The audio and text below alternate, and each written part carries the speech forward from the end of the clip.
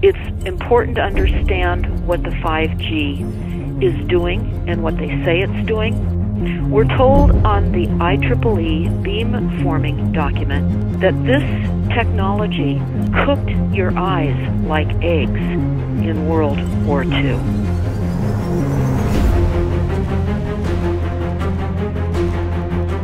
And you all need to understand these are military weapons. These are assault frequencies. If you garner nothing more than that, that's what you need to know. It's microwave radiation warfare, is what this is.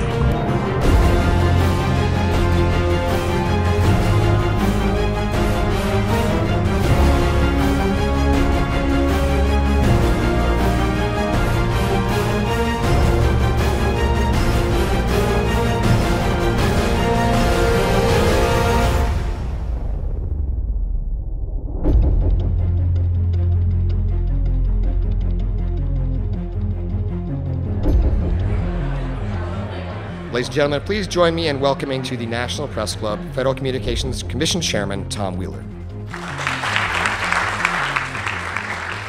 It's an honor to be here at the National Press Club. The first generation wireless, 1G, was voice. The second generation, 2G, allowed both talk and text. The third generation, 3G, the internet, in a limited way. And today's technology, 4G, completed that digital migration. But if anyone tells you that they know the details of what 5G is going to become, run the other way. This video is brought to you by the number 5 and the letter G. And pretty soon, everything else will be too. I have to tell people 5G is a killer. I'm Mark Steele. Anybody who hasn't heard me, I'm a weapons systems head-up display expert, one of the leading experts in the world. I've actually brought cover in relation to this, and the reason I became an expert was because I invented them. What I'm going to say to you today, do not believe a single word I say. Not one. I want you to do your own research. You'll find it's absolutely terrifying. You got your body cam? Aye, I have. Oh, good lad. Right, because I can talk to that. This 5G roll-up is a weapon system. I've got a letter with central government because I know about weapon systems more than anything other. In Britain, in a place in the north of England called Gateshead, a scientist there called Mark Steele has been very publicly and actively warning people about the effects of LED streetlights, which he says in Gateshead are emitting now 5G. Right, what's the crack? Hey, lads. I'm just having a word with these Gateshead council workers about replacing these transmitters on these lights that are causing harm and assaulting the community. This is an existential threat to the economy, to the environment and humanity. If these transmitters are everywhere, then everyone's at risk, surely.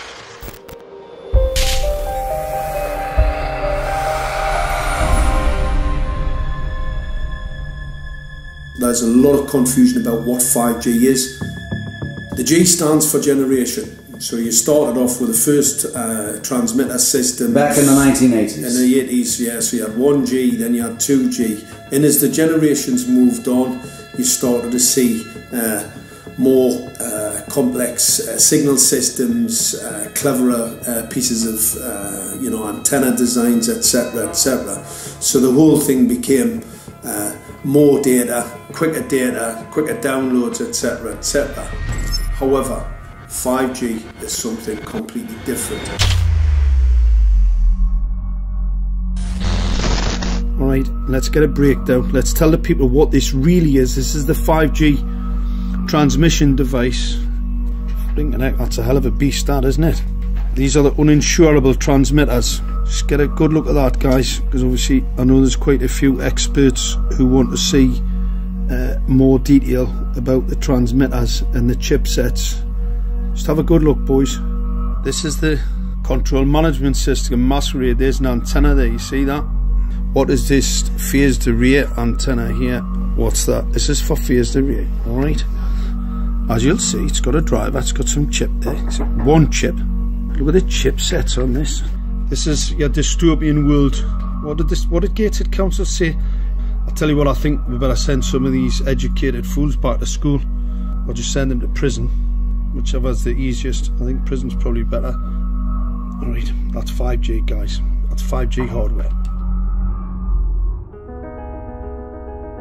You must consider the whole part played by electricity in nature. Human beings cannot go on developing in the same way in an atmosphere permeated on all sides by electric currents and radiations. It has an influence on the whole development of man. This life of men in the midst of electricity, notably radiant electricity, will presently affect them in such a way that they will no longer be able to understand the news which they receive so rapidly. The effect is to damp down their intelligence. Such effects are already seen today. Even today, you can notice how people understand the things that come to them with far greater difficulty than they did a few decades ago.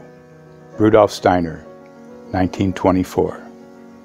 Rudolf Steiner noted that in 1924, since then our atmosphere has become far more permeated with electric waves of widely diverse types. There's no doubt now that electric waves, electromagnetic forces, cause direct biological effects. There's thousands of peer-reviewed papers on this subject. There's no doubt about it. But what are these effects?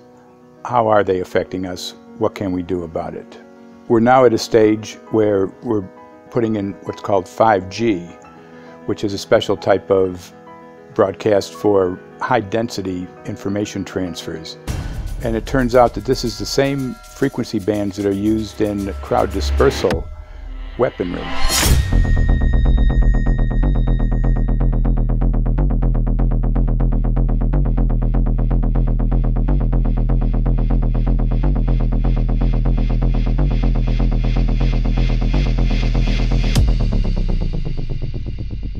5G, first and foremost, is densification. So it's significantly more transmitters in close proximity to a human, and it is also a sophisticated, illegal, unlawful transmitter. What I mean by that is it is a high gain dielectric lens antenna, and what that allows 5G transmitters to do is to 3D map its environment in your home. The 868 megahertz frequency is specific for battlefield interrogation systems, so sub-gigahertz. It allows the signal to travel through concrete brickwork with ease, and it can actually data gather. It is a target acquiring system. Phased array is basically radar off the battlefield. It is extremely good at identifying targets and being able to lock onto targets. And not only that, it can specifically target you as an individual. So any judge sitting on an interesting case, let's say, any lawyer, any barrister, anybody doing any work that is potentially controversial, your life could be at threat. So the antenna design that you currently have on top of these LED streetlights, masquerading as a control management system, is basically battlefield interrogation equipment. The first phased array unit was actually called Mammoth, used by the Germans during the Second World War to identify Allied aircraft. Obviously things have moved on significantly since then.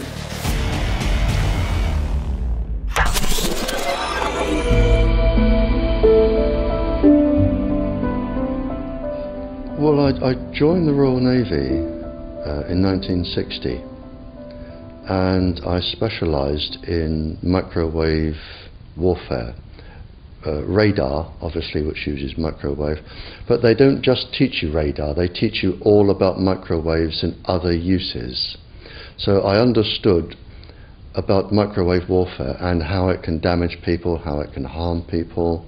Microwaves then were used as weapons, as they are today. It is a perfect stealth weapon, and when governments don't like a group of people, For instance, the ladies who protest at Greenham Common in England about the American missile base they camped, they were microwaved. We microwaved Catholics in Northern Ireland to make them sick.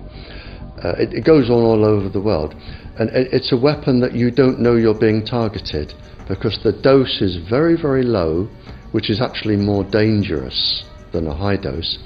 It's very, very low, and it may take a year or two, but you can cause neurological damage and cancers with low-level microwaves, and you can make all your opponents sick. It's a perfect weapon for a government. Our impulses are being redirected. We are living in an artificially induced state of consciousness that resembles sleep. Their intention to rule rests with the annihilation of consciousness. We have been lulled into a trance. They have made us indifferent to ourselves, to others. We are focused only on our own gain.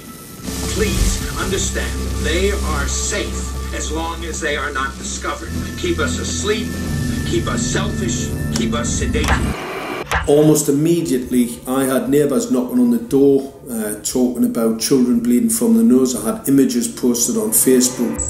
And one neighbour in particular came to my door and mentioned the fact that since the LED street lighting had been installed, she was bleeding from the nose every single night.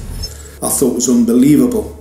However, I spoke to another neighbour who lived not far from the first lady who mentioned this, and she also confirmed that since the LED street lighting had been installed, she also had started to develop nosebleeds and had never had nosebleeds before in her life.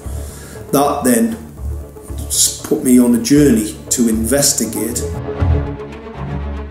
I measured microwave radiation levels from the transmitters on top of the LED streetlights. The basic 868 megahertz, it was significantly higher than the current Council of Europe 1815 resolution, which is a maximum of 600 millivolts. I've measured up to over 3,000 millivolts.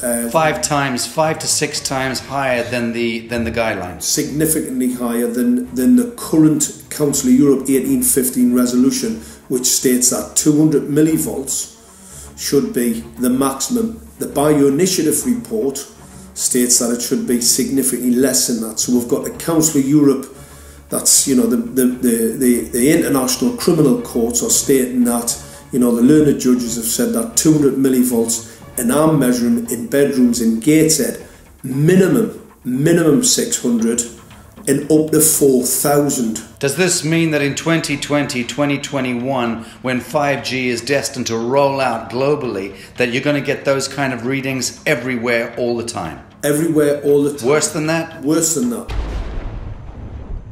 Yes, 5G will connect the Internet of everything.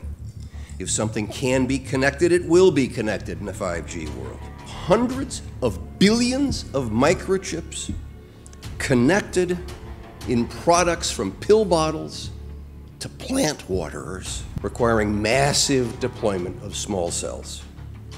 We won't wait for the standards. Now, to make this work, the 5G build-out is going to be very infrastructure intensive.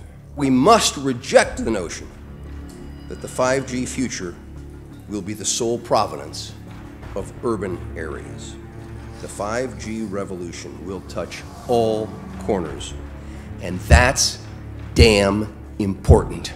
The interconnected world of the future will be the result of decisions we must make today.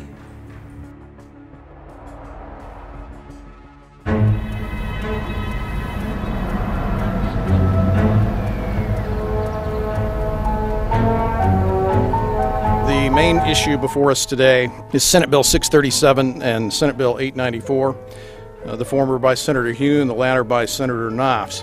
We're going to invite the first 4 witnesses in support of the legislation, and that would be John Jones with Sprint, David Lewis and Andy Emerson with AT&T, Neil Krevda with Verizon, and Frank Iacovetti Jr. with T-Mobile.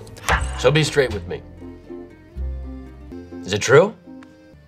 It could be. No, well, very few cases. There was an unfortunate incident out in Iowa. Look, gentlemen, practice these words in front of the mirror.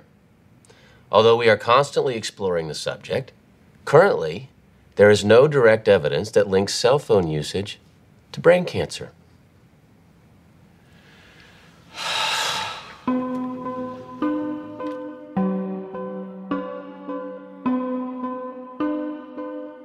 I'm Sharon Goldberg. I'm an internal medicine physician. I've practiced medicine for 21 years, and my background is mostly academic, internal medicine, hospital-based, clinical research, and medical education. I'm a certified Microsoft small business specialist. I worked on space station designing the cabling system for the airlock module, where I was responsible for EMI/EMC analysis, which is electromagnetic interference, electromagnetic compatibility. I am a professor in the Department of Epidemiology, Biostatistics, and Occupational Health, and I teach there both toxicology and health effects of electromagnetic radiation. My name is Daphne Tachover, and I'm the founder of an organization called We Are the Evidence.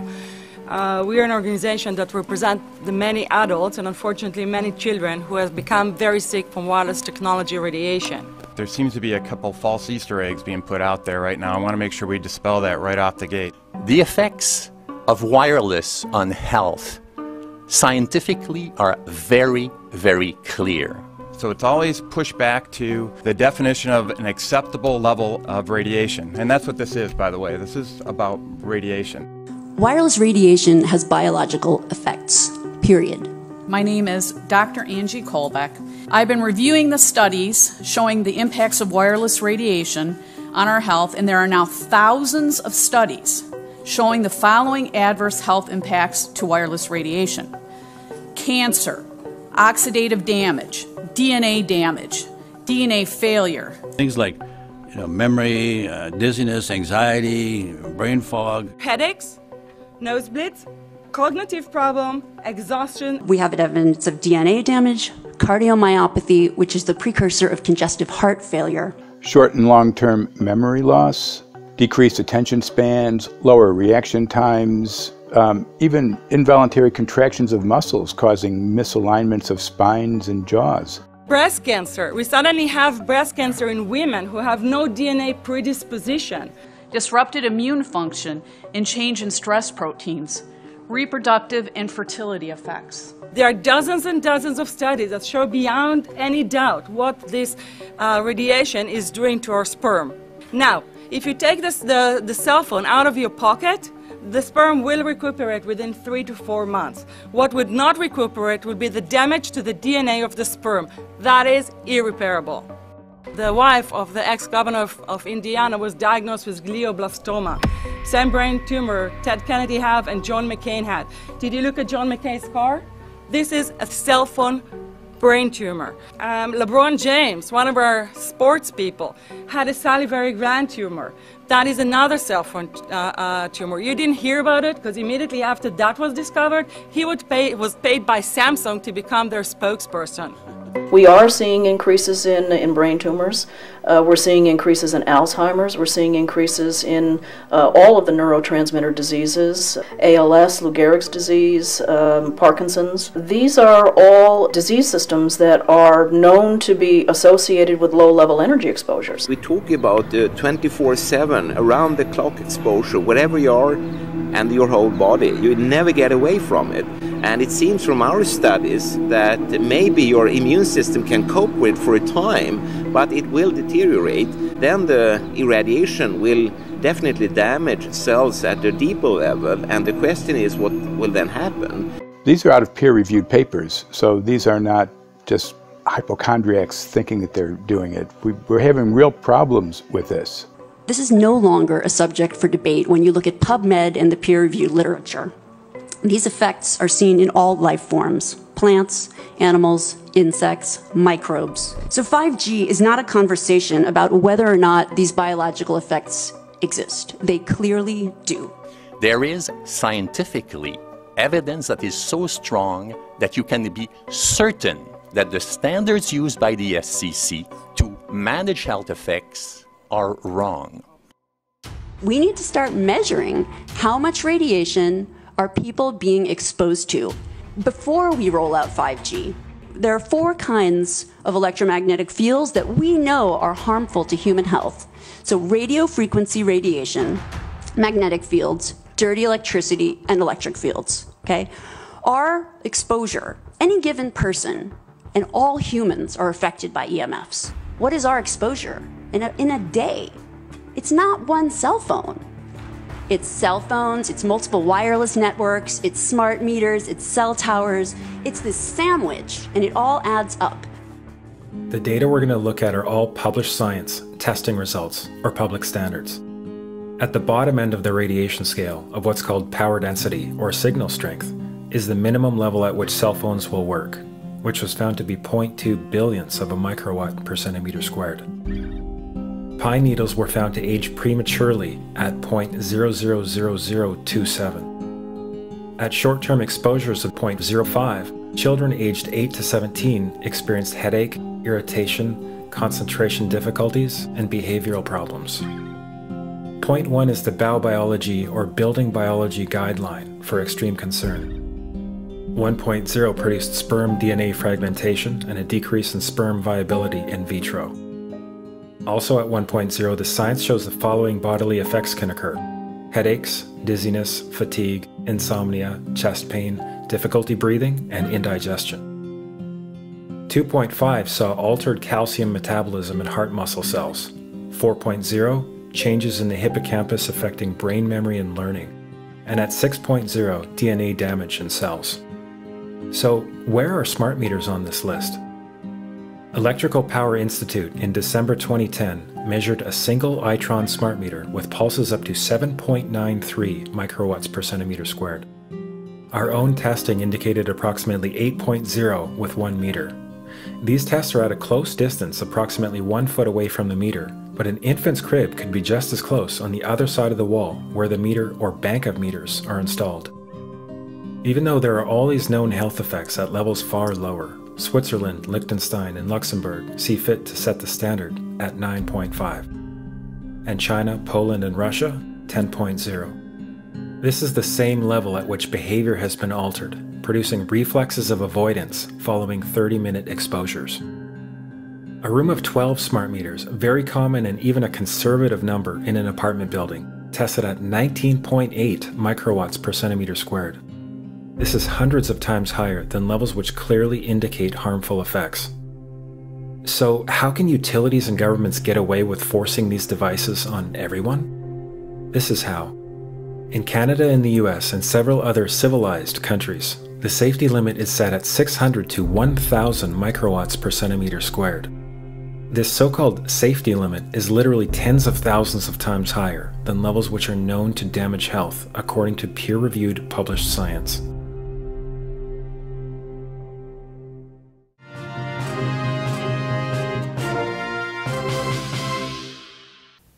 Faster, better, more reliable internet. That's the promise of 5G technology, but there is also the peril. Health hazards associated with radio frequency that is higher also and requires more transmitters and antennas.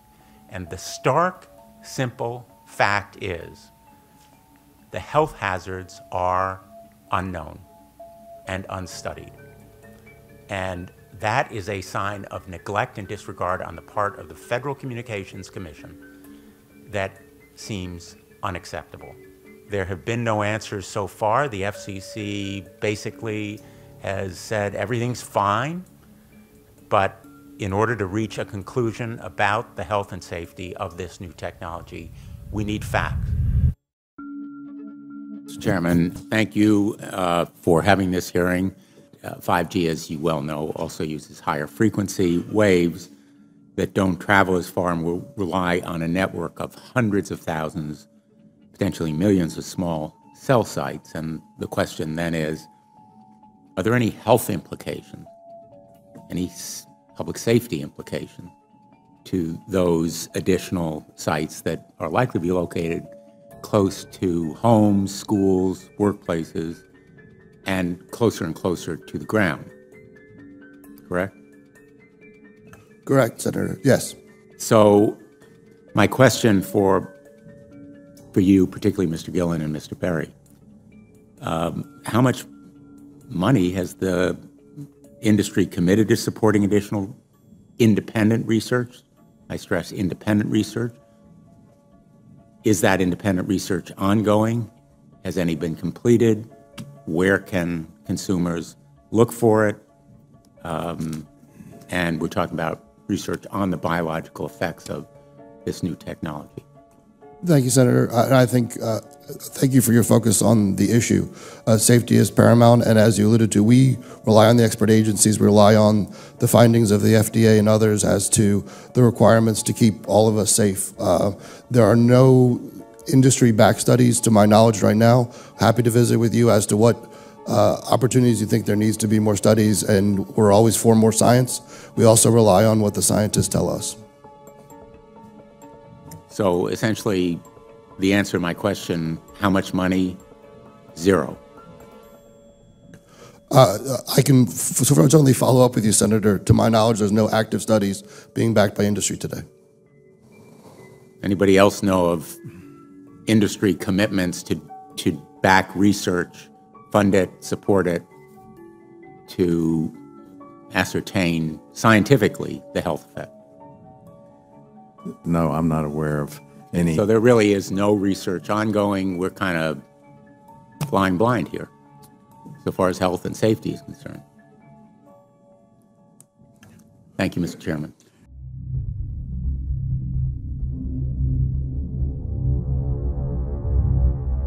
You're a trained medical professional. Yes. We don't have one on the panel.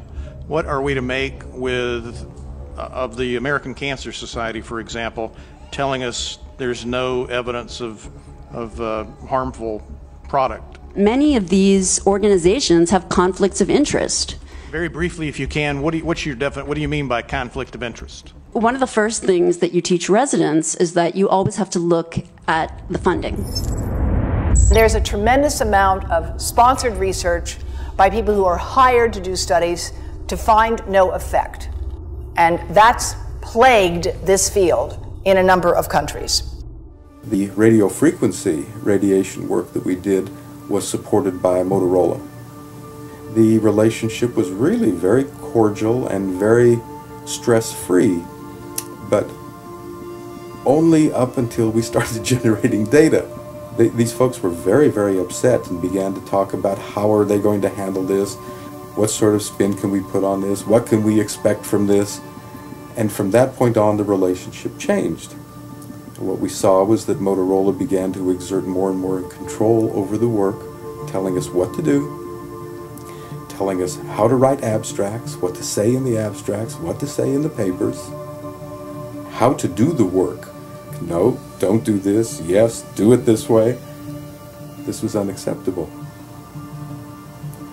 I had completed our study of DNA damage, and I submitted the final report to Motorola. They simply weren't willing to accept my interpretation of my study, my evaluation of my study, my knowledge of science at that point, and tried to urge me not to publish the study.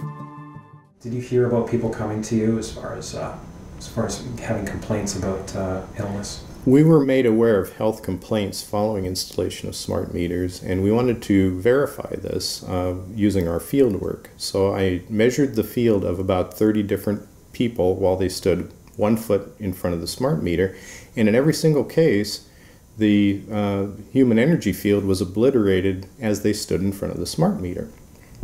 So in our first slides, what we see is normal cells, and the structure of the cells is intact and sound. This is what we would expect from a normal sample. So after 2 minutes of exposure in front of the smart meter at about 1 foot away, we see a totally different story. Sample 1, you can see a lot of degradation in the cells. The cell walls have been broken, and you see changes in the cells which are called mycoplasma. It shows a mutation to the cell. In the second sample, we see a different type of degradation to the cell membranes. You can see a corrugation here. This is called bottle cap formation. and it's known that this occurs due to oxidation or exposure to free radicals.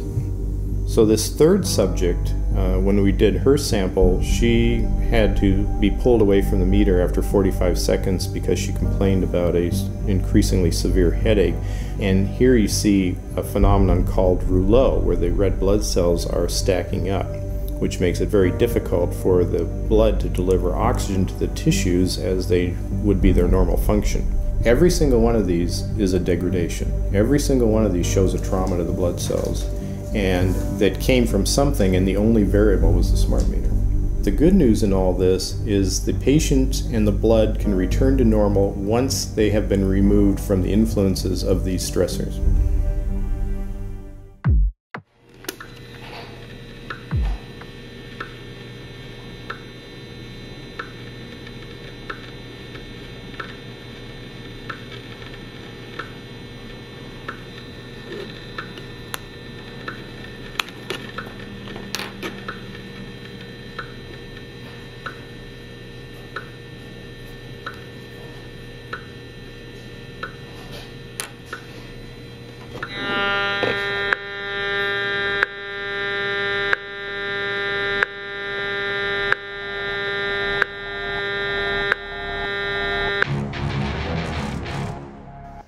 Some of the effects that we can look at, well, one thing is just our regular Wi-Fi, 2.4 gigahertz. That's in the same range as microwave ovens, which are also called radar ranges, because that is radar.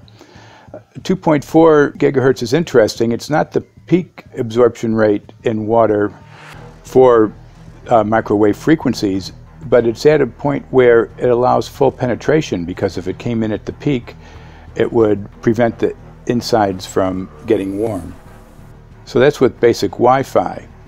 Now when we look at 5G, 60 gigahertz, this is what they call active dispersal sort of weaponry, just to keep people back. It burns the skin. It doesn't penetrate, but 60 gigahertz is the frequency of oxygen molecule absorption. Since they have electrons that they share with each other, what we breathe is actually O2, pair of oxygen. So being bombarded with 60 gigahertz could very well impair our oxygen absorption rate in our body, and thereby the whole basis of our living system. Martin Pall says, putting tens of millions of 5G antennas without a single biological test of safety has to be about the stupidest idea anyone has had in the history of the world. So assessing all this, we have experts in various fields: military EMF weaponry, biological effects on humans, firefighters that are getting cognitive impairment by being there in them, countries that are banning these sort of technologies around schools because of the impairment to cognitive. Let's weigh that up in light of what Rudolf Steiner said in 1924 about just mere radio causing the impairment of cognitive functions on people, that they can receive news from around the world, but they can't understand it as well because of the effect of the electricity. We have to say, something smells sinister here. With the 5th generation, it's actually a whole new ballgame. It's not using the same technology. They're switching to military-grade millimeter wave technology. And when you look at this technology, I mean, if you go and look at DARPA reports, come and look at some of the patents that the United States military has put out on what they can do with psychological weapons, all sorts of things, crowd control, active denial, anything you can think of, this is what they can do with 5G. So any type of military application you can think of which has an electromagnetic base, they can do with 5G. And they're putting this out blanket across the population. Ladies and gentlemen, the President of the United States. Good evening, my fellow Americans. In the councils of government, we must guard against the acquisition of unwarranted influence, whether sought or unsought, by the military-industrial complex. The potential for the disastrous rise of misplaced power exists and will persist. We must never let the weight of this combination endanger our liberties or democratic processes.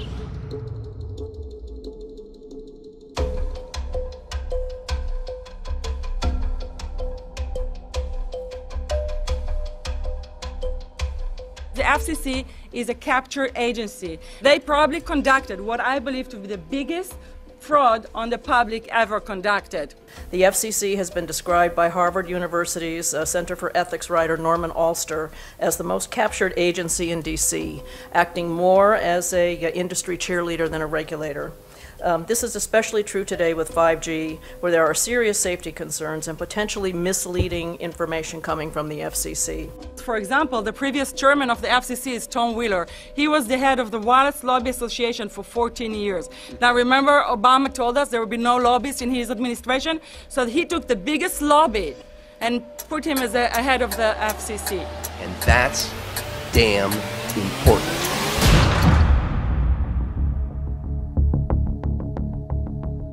In 1993, the FCC started a rulemaking to adopt the IEEE regulations on this issue.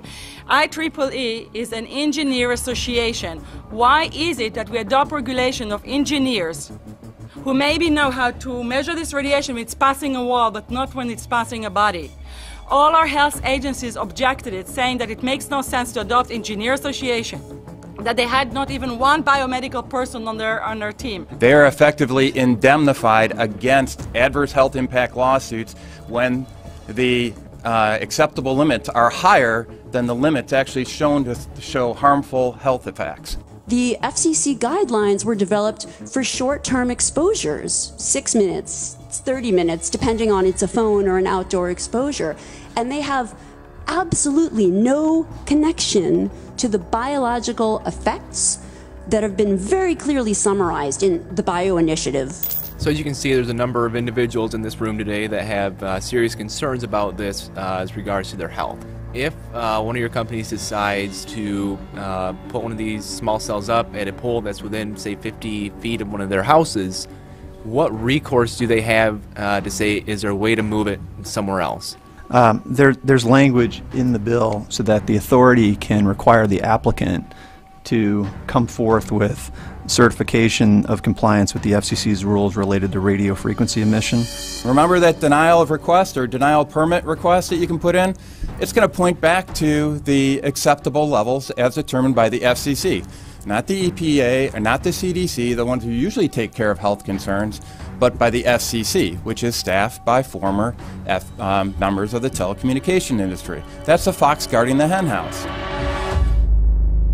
It's a fact that most insurance companies will not indemnify against EMF effects. Telecom companies around the world are warning their investors of potential major costs due to real or alleged risks of EMF pollution from their products.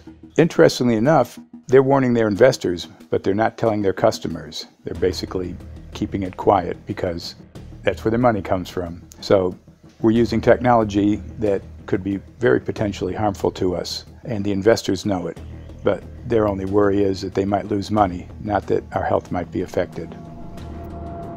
First of all, I think what you should really think about is why is it that they're not insured? It's not that they chose to be self-insured.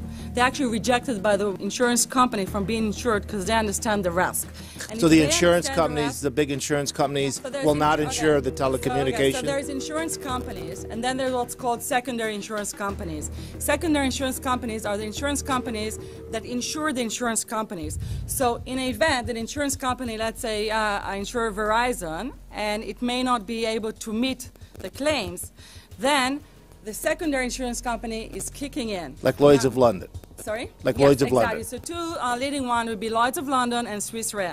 Both told the insurance company not to insure the wireless industry, and this is why they're not insured. And that should give you a hint. Now, this is exactly why they have to prevent a health lawsuit. And how do they prevent lawsuit? That goes back to Section 704.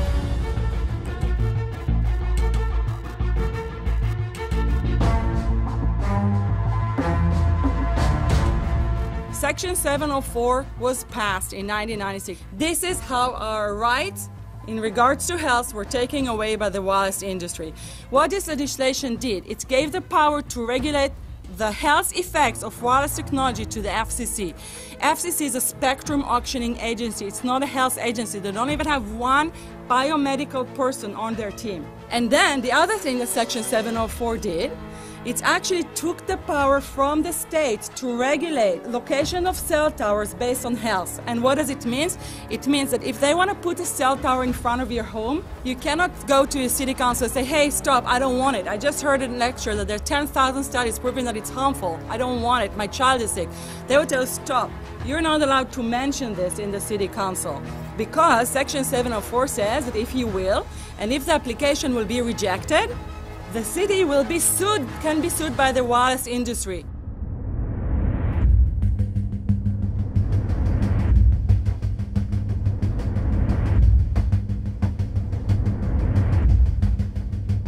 A major U.S. government study on rats finds a link between cell phones and cancer. Very first government study linking the radiation from cell phones to cancer. Two-decade, $30 million federal study out today found there is some evidence of a link between cell phone radiation and brain cancer.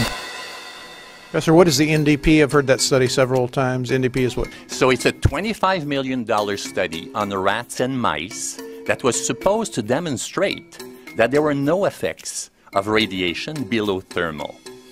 And in fact, it demonstrated exactly the opposite. And it follows on the heels of two major studies on animals that said exactly the same thing. And that study was designed perfectly to make sure that it cannot be challenged, that there will not be any doubt. That's why it took them 14 years. That's how they prevented discussion of health. And why do they want to prevent discussion of health if there's no problem with health? Simply put, FCC is completely unprepared, unable, and possibly unwilling to oversee 5G for safety, even as it barrels toward us. They are falling back on tired definitions and panaceas long since disproven by science. To make matters worse, recent FCC rulings and numerous industry-friendly bills passed at state and federal levels between 2016 and 2018 removed the last vestiges of local and state review over infrastructure siting, just when we need it the most.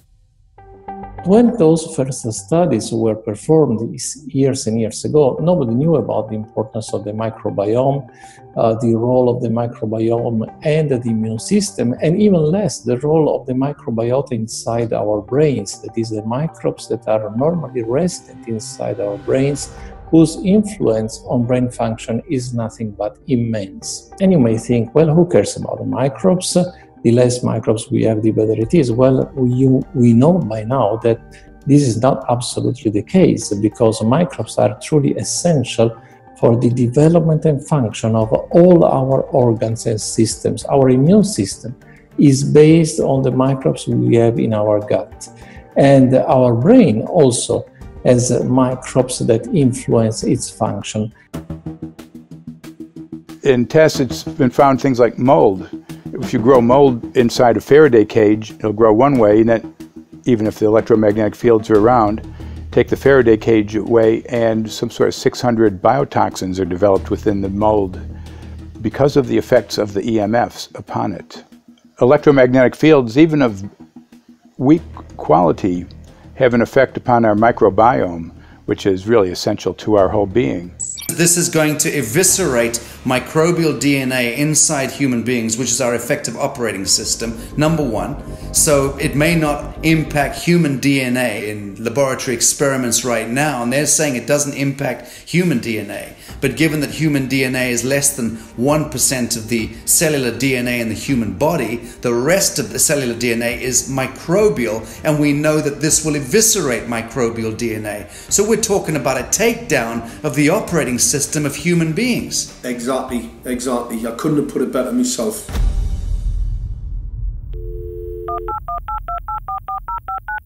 John Brandt. Good morning, Mr. Brandt. Wow, this is Amanda from Virginia. Hi, how are you? Hi, I've been trying to get a hold of you for months now. You guys are covering up chemtrails. No, we are not covering it. We have no reason to cover up chemtrails. Of course, you have every reason to cover it up.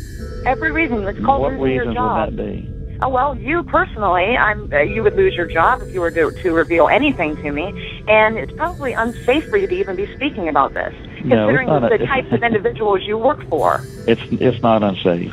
It is unsafe. There's no problem with us talking on, you're a citizen, you're making a complaint. Oh, Lord, have mercy on myself. It's a complaint in an area that we don't have authority to regulate.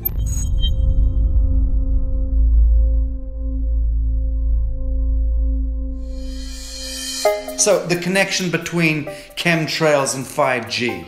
It's all interconnected. The metallized particulates that would allow the 5G phased array, so basically the radar that would allow it to be able to identify you, so it can watch you, it can identify you in your own home 24 hours a day, 7 days a week. For the last X amount of years, we've been through chemtrailing, and that is now the cat is out of the box. We've had these nanoparticulates raining down on humanity for years now, impregnating our bodies, by best accounts staying inside our bodies. Those nanoparticulates, what you're saying, are building up a kind of a phosphorescence glow capability so that we can be flagged up in our homes, behind concrete and steel, inside bunkers, in the basement, doesn't matter where you are. The 5G will be able to now triangulate, map and read you, because you as a living being are impregnated with these nanoparticulates, which are acting as a kind of transmission and reception technology. It's exactly, absolutely exactly. You have to consider that DNA also works as a fractal antenna, which is able to send and receive and also to process signals under the form of radio frequencies. Well, then there is no doubt that artificial radio frequencies, such as those of cell towers, and in particular these new types of towers that have a much higher density of signals, they may somehow interfere with the ability of DNA to retain and transmit biological signals. So this is one level of danger that very few biologists are aware of. How much effort was put forward to address this, what most of these people are, or many of these people are here for, which are the health concerns? Was there any dialogue back and forth? Was there any working, was there many studies evaluated to look at regarding this area? Maybe not every person that has concerns on the legislation was brought to the table. Okay, so from your perspective, you feel that there was a legitimate amount of time to evaluate the data that the opposition would have on this? Absolutely, and I wouldn't put forth something that I didn't believe in. And I'll tell you, as I mentioned earlier, and it's been commented several times amongst the panel here, this is truly an economic development issue. Our 3-year-old, again at home, is outraged when we pull out the driveway and he's not able to access Wi-Fi.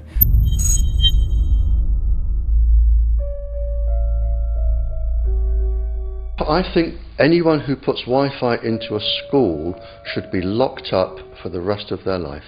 I really do. I think they're not fit to walk on the surface of this planet because they haven't looked at the research, and whatever incentive they have, it is not worth the genetic problems that parents are going to face with their children when they're born.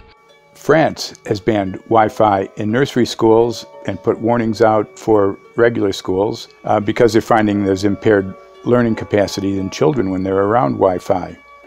And they have to put up warning signs where they put Wi-Fi transmitters. When I got sick and I learned that they're putting Wi-Fi in the schools in Israel, I was very sick at the time, but I could not tolerate the thought that children in the schools will become as sick as I have. And after a few months of correspondence, I submitted a Supreme Court case in Israel to ban the use of Wi-Fi in the schools and replace them with wired network. The 4 top diseases that kill our children, our young adults right now, are brain tumors, thyroid cancer, testis cancer, rectal cancer, everywhere we put our cell phones. And a lot of our children are sick and they're being misdiagnosed and mistreated because the wireless industry has put billions and billions of dollars in the past 30 years to mislead the public as to the health effects and keep the public uninformed. We are performing an experiment on children. We are exposing children to microwave radiation for 6 hours during every school day. We have had absolutely no studies looking at the long-term effects of this radiation on young people or even on adults. A considerable amount of research shows that developing brains and bodies of children are much more affected than adults. And there are clear indications of a link between increased electromagnetic fields and autism spectrum disorders. We took 10 autistic children and went back to the sleeping location where the mother was when she was pregnant with that child and compared it with the sleeping location of a mother that gave birth to healthy children. We had 10 mothers in that group, 10 mothers in this group, and in the group of the autistic children we found that the measurements that we got for the microwave exposure was elevated compared to the group of children that were normal. The fetus is affected. The exposure to man-made electromagnetic fields has become the first factor that could be isolated ever in autism that could predict autism. The fifth generation of wireless technology, or 5G as it's being rolled out worldwide without safety testing. Let me say that again, without safety testing. And how we've got scientists and doctors and environmental organizers saying, stop this. Because in terms of the effects of wireless radiation, the science is in.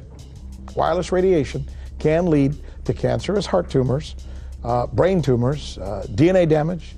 Wireless radiation is linked to infertility, to autism, Alzheimer's, and more. And guess what? All the effects that I just listed, those are some of the effects that are known according to the technology that's being seen today. First of all, you have to know that we know that the other EMFs that we're exposed to are already known to be health risks.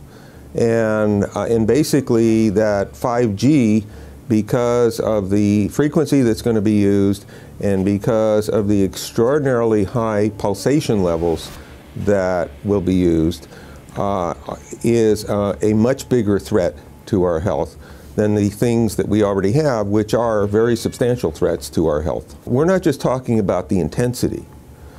We're talking about the frequency and the very high level of pulsations.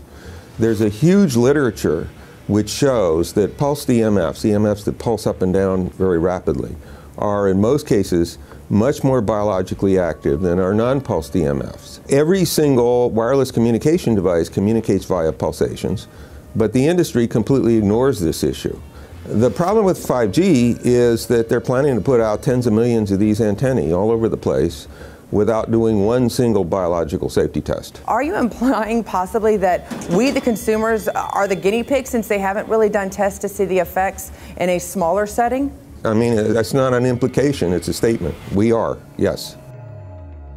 Cancer is not the main concern that I have. I'm really concerned about sperm count and about effects on pregnancy. How many of you know that 1 in 6 American couples is unable to have a child when they want to?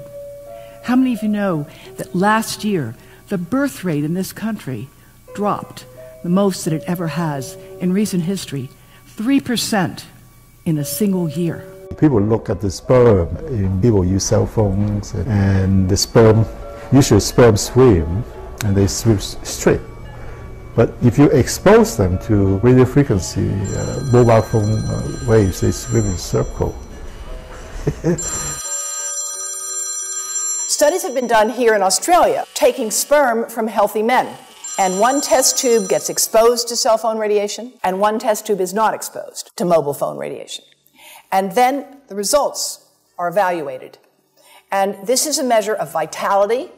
We measure how well the sperm swim. This is a measure of motility. This is a measure of mitochondrial DNA damage. They have 3 times as much damage on their DNA if they have been exposed to mobile phone radiation. The data on that are rock solid. Cell phones can damage sperm quantity and quality.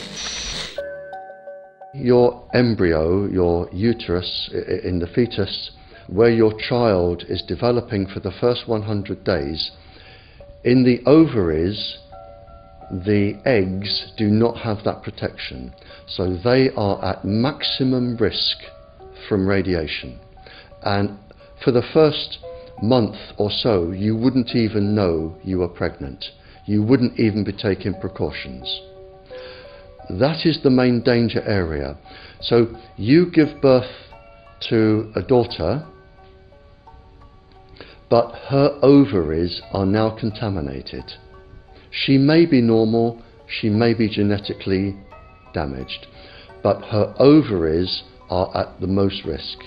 So when your daughter grows up and she becomes pregnant and has a baby, this is where one of these eggs will be fertilized and come out. So the real damage here is your grandchildren. That is where it is going to show most. Do you think that there is a chance that within the third generation of females, they may be irreversibly sterile? Not in the third generation, but in the fifth generation, and that would for humans be something in the order of 150 years ahead of us. And of course, then it's too late to say that you are sorry, and it's very too late to say stop. There is a wealth of papers. I mean, we're talking about thousands of published papers in the scientific literature, few of which, or sometimes none of which, have entered the official documentations from authorities and likewise. So I think it's really time to have an independent compilation of data. Such was done at August 31st, 2007 in the form of the Bioinitiative report, of which I was one of the authors. And then we put together approximately 2,000 scientific references on a little bit more than 600 pages, clearly saying that if you, for instance, if you are a rat or a mouse or a cell or a molecule, you should definitely not allow yourself to be exposed to this. And in the meantime, we have this full-scale experiment using our own kids.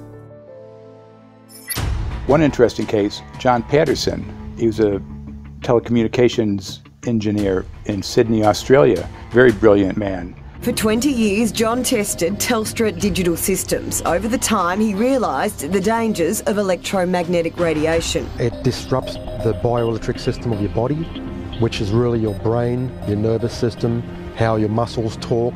And he tried warning of these effects through different agencies, through his company. Got all the test gear out and measured it and drew up a report, and I was immediately removed from service.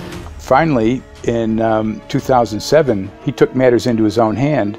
He commandeered a used British Army tank and went and destroyed 6 cell phone towers in Sydney, Australia, because he wanted to stop this. He was trying to make a point. The message was that how dangerous it was. You know, these people were elected by us to manage our infrastructure in a responsible manner. That is the sole purpose of government if it's going to exist at all. And if it doesn't do that, then it has no right. It is invalid. So we need to pull this infrastructure down. We really do. But in order to do that, I mean, we can't just be some violent domestic terrorist. You've got to bring this awareness to the people that these towers are doing them damage. You don't need bandwidth that fast. And they're not doing it so you can download movies quickly. They're doing it so they can track every single thing you do and bring in this social crediting system to control even everything you think. There's a story about a lady called Claire Edwards. She was a United Nations staff member, and she was warning of the potentially catastrophic dangers of 5G technology. I took the issue to the UN Secretary General, Antonio Guterres. He is a physicist and electrical engineer, and lectured on telecommunication signals early in his career, yet asserted to me that he knew nothing about the dangers of 5G. Current public exposure levels are at least 1 quintillion, that's 18 zeros, 1 quintillion times above natural background radiation, according to Professor Olle Johansson of the Karolinska Institute in Sweden. The highly dangerous biological effects of EMFs have been documented by thousands of studies since 1932, indicating that we may be facing a global health catastrophe orders of magnitude worse than those caused by tobacco and cigarettes. 5G is designed to deliver concentrated and focused electromagnetic radiation in excess of 100 times current levels in the same way as do directed energy weapons. There is currently an international appeal signed by 237 EMF scientists from 41 nations urging the UN and particularly the WHO to exert strong leadership in fostering the development of more protective EMF guidelines, encouraging precautionary measures and educating the public about the considerable health risks, particularly the risks to children and fetal development. Sorry, because we are talking with someone that is a little bit ignorant on these things. We're talking to the Wi-Fi systems. I become worried because I put those devices in my house. I will have to, I confess my ignorance on this. We will have to, but I'm going to raise this with WHO, which I think is the organization that might be able to deal with it properly, because I must confess I was not aware of that nature.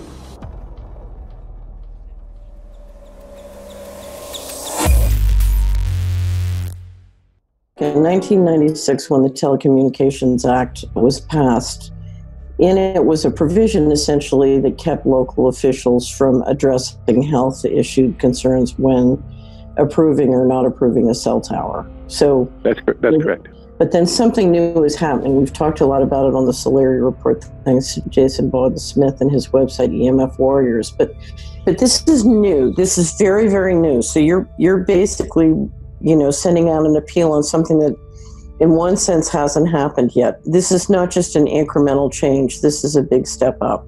It's a sea change. An onslaught's not an improper word. It's a bombardment. So instead of a cell tower 1 mile or 2 miles from you and you still have cell phone service, we're going to have antennas every block, and some poor soul is going to have one mounted to a utility pole maybe less than 20 meters from their home. So this kind of, invasive bombardment with this many antennas, just in 1 square mile, if you do the math, 1 per block and 16 blocks per mile, that's about 250 antennas per square mile. The millimeter wave is untested. Former FCC Chairman Tom Wheeler openly said that they don't plan to test. We won't wait for the standards. And then our appeal also addresses the fact that there's a plan to roll out 5G through satellites in low Earth orbit. So 20,000 satellites, which will cover every square foot of the planet with a 5G signal. 6, 5, 4, 3, 2, 1. Night after night, politicians and other leaders were telling Americans that Sputnik revealed that we were at great risk. Not just our pride, but our security is at stake. If Russia wins dominance of this completely new area, well, I think the consequences are fairly plain. Probable Soviet world domination. We choose to go to the moon in this decade and do the other things, not because they are easy, but because they are hard. Because that challenge is one that we're willing to accept, one we are unwilling to postpone, and one we intend to win. Welcome, everybody, to the White House. This is White House 5G Summit. My name is Justin Clark. I'm the Director of Public Liaison, and we are thrilled to have you here today. Really happy to be joined by a lot of leaders in industry, members of Congress and the Senate, White House leaders on this, and people from the FCC. Before we start, one, we are government, so don't assume we know anything, okay? I do agree, I don't know anything. I have become accustomed to giving speeches in my new position on subjects about which I frankly know very little, and we need more cell towers and connections in Connecticut, my home state. It's ridiculous. The U.S. is in the lead thanks to our private sector as well as the work of the FCC and this administration overall. But China and South Korea and many other countries are eager to claim this mantle. We have every intention to deploy 5G first and reap the benefits of faster and more robust wireless. Yes, I hope we beat China, of course. And get to gigabit speeds and low latency, and the race has begun. Let there be no mistake. The race to 5G is a sprint. Winning the global race to 5G, it's a national priority. We must bear in mind the national security implications of winning the race on 5G. Today we're talking about the importance of being first in 5G, continued commitment to putting America first in the race to 5G. We're calling it America First, 5G First. Well, our strategy is called the 5G FAST Plan, a plan to facilitate America's superiority in 5G technology. Connected devices for health applications, which I love, has the capacity to make people healthier, as I understand it, a lot of medical applications. Industry is not asking the government for money to build 5G networks. They're asking us to cut the red tape that surrounds infrastructure deployment. We cannot let today's red tape strangle the 5G future. The red tape slows and sometimes stops the building of densified network facilities necessary for 5G. As we continue our efforts to keep government out of the way, so that America can continue its leadership for America to win the race to 5G. One path is the government regulatory path. The other path is the private enterprise free market, gales of creative destruction Schumpeter path. Have you ever heard that? Gales of creative destruction? It just means let it rip. The new replaces the old. With 5G, we're on the cusp of another era of American innovation. It means an even more connected world for everyone around us, unlocking the potential of the Internet of Things to become safer, healthier, and more sustainable for our future. You know, sometimes, look, we all believe in the 10th Amendment, but sometimes you have to override it.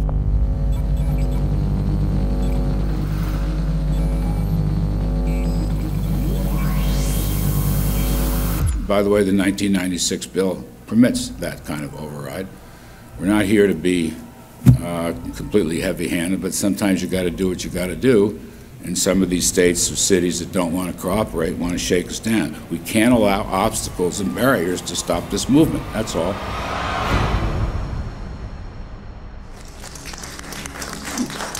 And this happened in Canada. I mean, there were some activists I was working with up there that said, well, you know, we won a victory. We got the Public Utilities Commission to allow us to opt out. And I said, boy, that's divide and conquer. They just got rid of the people that were raising hell.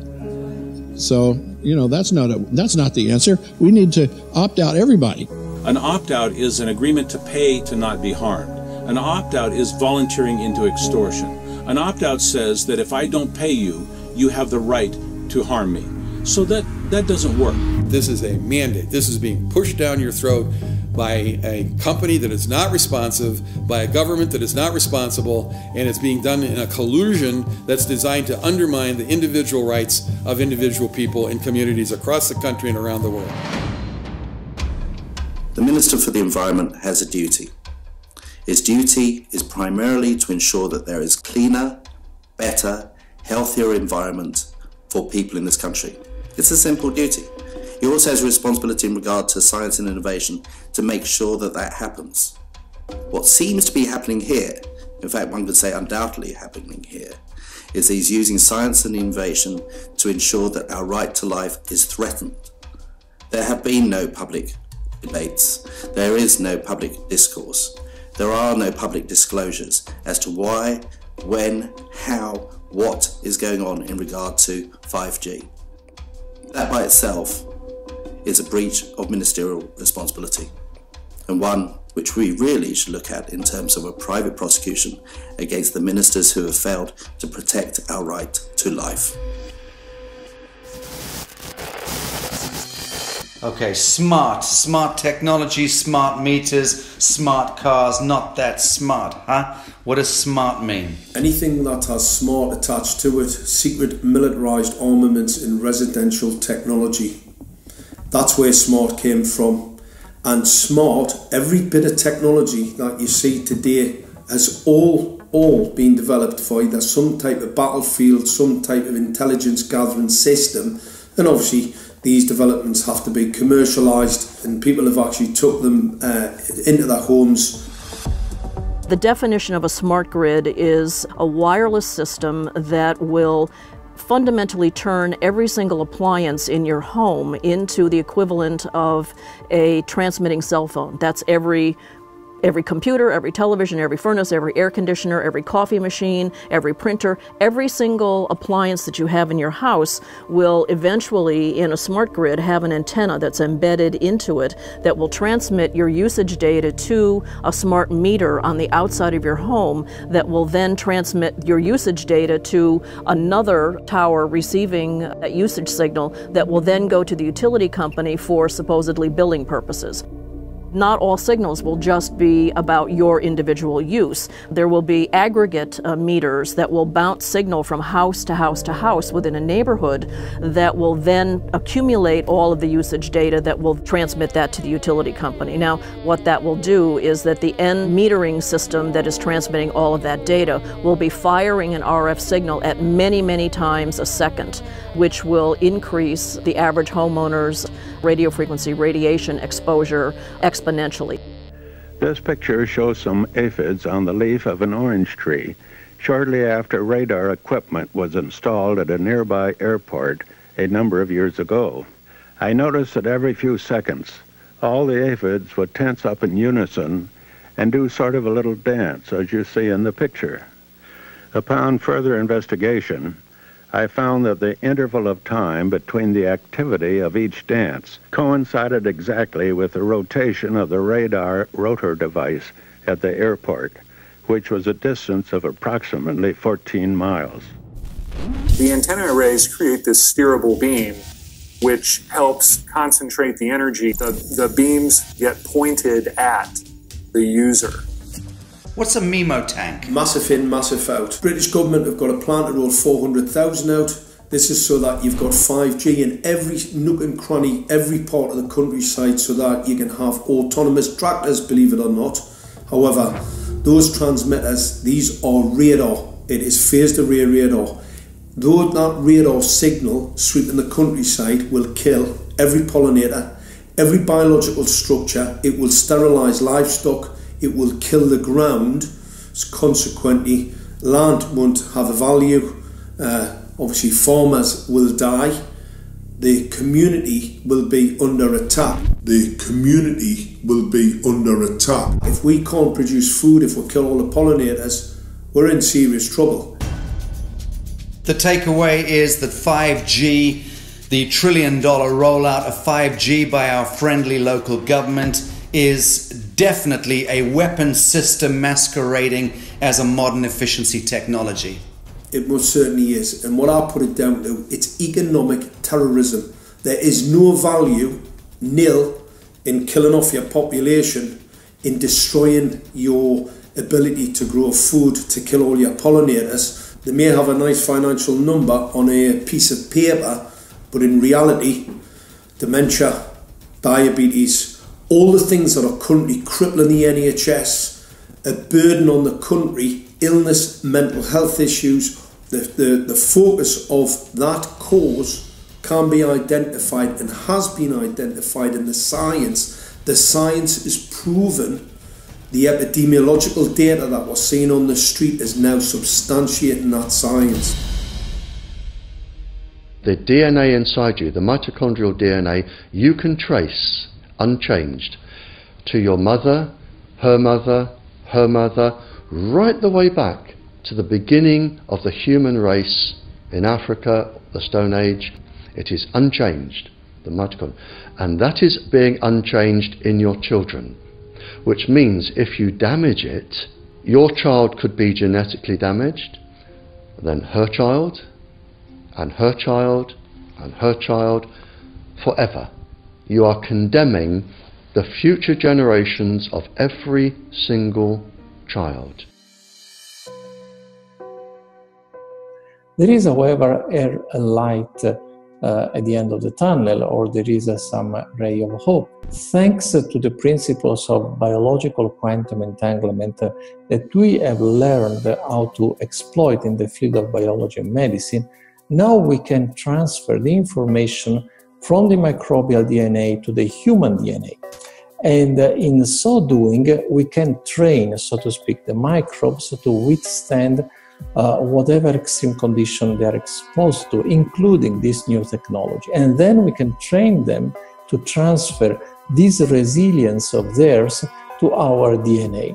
So let's say that there are good reasons to be worried about the introduction of these new technologies, but fortunately, since the knowledge in the field of quantum biology, in the field of microbiome medicine is advancing as fast as potentially harmful technology, then we can exploit this knowledge to protect ourselves from any real potential or perceived danger from these new technologies.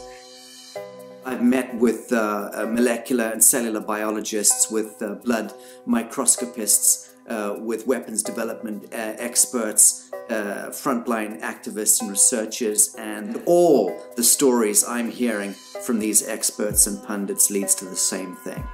5G is almost certainly the end game. It is an extinction event brought into our homes, into our classrooms, onto the high street, into the very cells and DNA in our human bodies. It is such a perilous threat that it is almost impossible to imagine, let alone describe. When the 5G signature goes live, it will tap into a multitude of satellites which are in geosat orbit around the surface of the Earth. Millions of surface antennas will pick up that signaling and will then scatter the signaling into hundreds and hundreds of millions of different micro antenna systems set up on street lamps and even in your home, which you're not aware of incidentally. The LED light bulbs in your home invariably contain the micro or nanotech lens flare capacitors which will receive the 5G signaling, and it will proliferate the 5G signaling everywhere by exploding the signal into billions of photons which will target everything all at the same time. This is stealth technology. This is invisible science. But what it means in simple terms is that you will be flagged up, visible, trackable inside your own home. Anywhere you move on the surface of the Earth, they will have a lock and load tracking capability over you. You will be visible to invisible masters, each one of us, all the time. Today, our governments and the corporate sector have managed somehow to infiltrate the mainframe of our civilization and are pushing through a $20 trillion infrastructural rollout without any, and I mean without any, health science running behind it. There have been no tests. Your government and your health authorities are either in collusion on this matter of genocide and ecocide, or they're just damned stupid, and I would suggest it is the latter. Shame on the technologists and the electricians who are furthering this technology in our homes, in our offices, in our streets. Shame on the legislators and the parliamentarians and the troglodytes and bureaucrats that proliferate our society today. Shame on that echelon for putting their signatures to contracts which allow the fast tracking of this technology into our homes and onto our high streets. Shame on the parliamentarians and international leadership whose wet ink signatures and seals of office are sanctioning and permissioning the rollout of something which is arguably the greatest threat to humankind. Shame on each one of us who now fail to get up out of our homes, walk out of our front doors and challenge every so-called authority who dares to violate our bodies, our homes and our future generations.